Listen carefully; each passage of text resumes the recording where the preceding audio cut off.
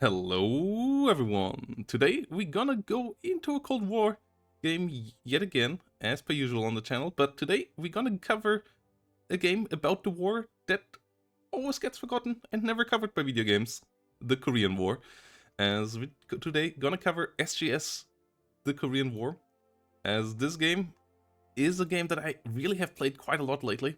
SGS, if you know the channel for a while, I covered their bigger NATO's Nightmare game a while back, and I'm a really big fan of that one as well. Though I must say, I like the Korean war game even more, and today we're gonna cover what this game is all about and how you play it. And yeah, let's get into that.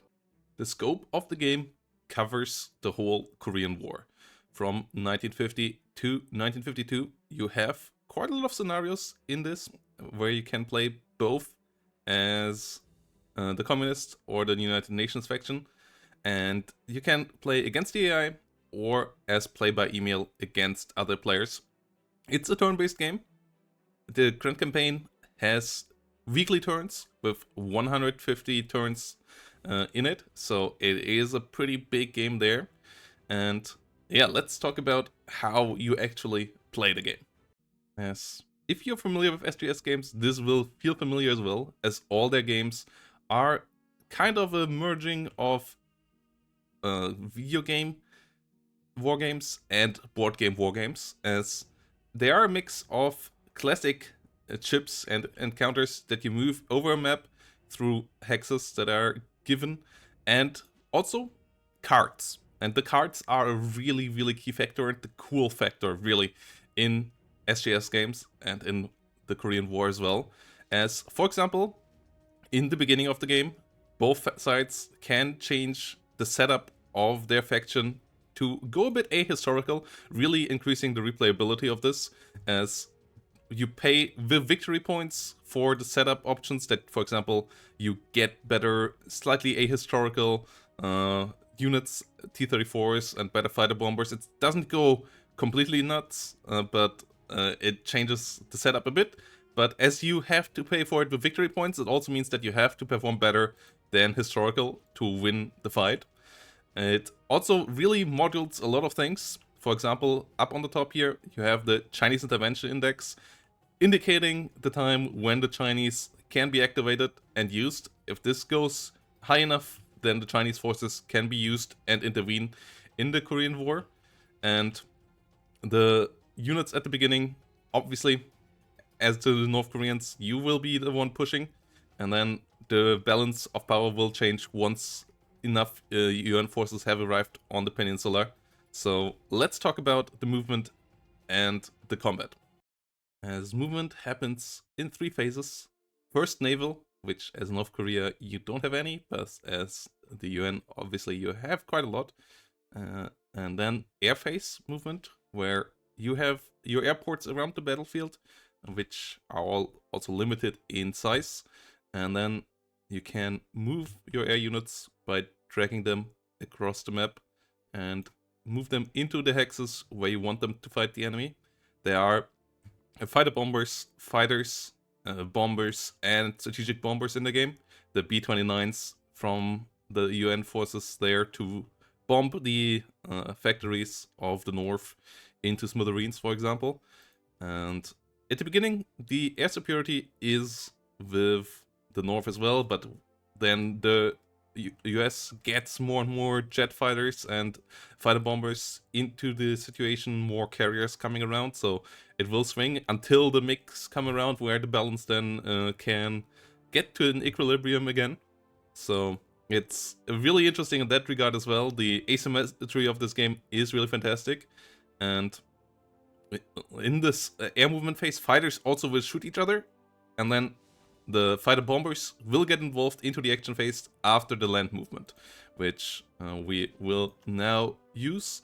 And the basic movement here is indicated on the bottom right, how many movement points the unit has. Roads are super important, and heavy terrain without roads is nearly impassable. You can only move 1 hex a turn there, whilst on roads you can move really far, really quickly, and move through enemy units here. So we can engage the enemy units here. You never quite know how strong an enemy unit is. You only see the most important unit on top. For example, here we see that they have infantry. When here we see that our formation is tanks, and you see this little stack of to indicate how many units there are in a hex, but you don't quite know what the enemy has until unless you get intelligence about it. So there is a decent fog of war system in that regard as well, that you have some information about the enemy, but you never quite know how strong they really are before the battle enhances. There are artillery units, there are command units like Second Corps that improves unit capabilities, but the base system is quite simple. Like you see here the movement points, you see here the attack and defense values of units against air and land units. So the bases are quite simple. There are simple modifiers for each hex as well that you can see here as well. So, and you also see the supply lines, which is a pretty simple but important system as well. Obviously, if your units run out of supply and they don't have any supply units with them, which is a special unit type as well that we have somewhere around here. Yeah, the North Korean ones are only single supply units. If you don't have supply units with you, whilst you are cut off from supply, your units will take attritional damage. If you have a supply unit, the supply unit will take the attritional damage for that turn. But yeah, running out of supply lines is really dangerous, so depots are really important as well, and really important targets for the south to strike in the north as well with air target maybe. And yeah, this is the basic system. It's really quite simple. Then you move on to the battle phase, and then you have the battles play out, where you also can use cards, for example, to improve the combat value of all your infantry units here, and then they get better. The other side plays a retreat card, and nothing happens. So, yeah, combat is done with dice. The system is playing out quite quickly in front of you. You can slow it down, but yeah, it's rolls numbers, destroys the enemy here. As obviously at the beginning of the war, the North Koreans are way better prepared and way more numerous, so the southern forces here, the Republic of Korea forces here, getting hunted and pushed out of it. When you still have movement points left after battle, you can also achieve breakthroughs, where you then can move on and fight another battle in that turn. And yeah, these guys here pushing through, and then we have another battle here. So this really is the base system, and at the beginning, as I said, it is mostly T-34s and infantry versus other infantry of the south, but it really gets a lot more intriguing in the after just a couple of turns, once the north and the south get more interesting units onto the battlefield, and also winter and the mud season really play a big role in how it all plays out.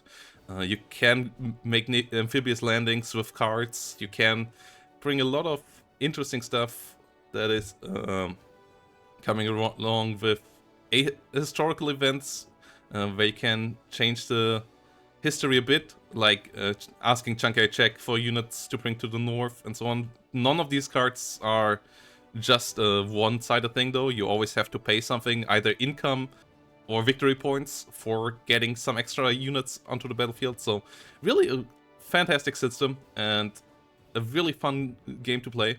It also got patched lately so that it has a bit easier controls and like, for example, WASD controls for the camera and so on. And they are still working on improving the game further as well. There are still a couple of small bugs that can happen, like the cards not clipping away after you opened them and stuff like that. But outside of that, it's a pretty solid system, and I really enjoy SGS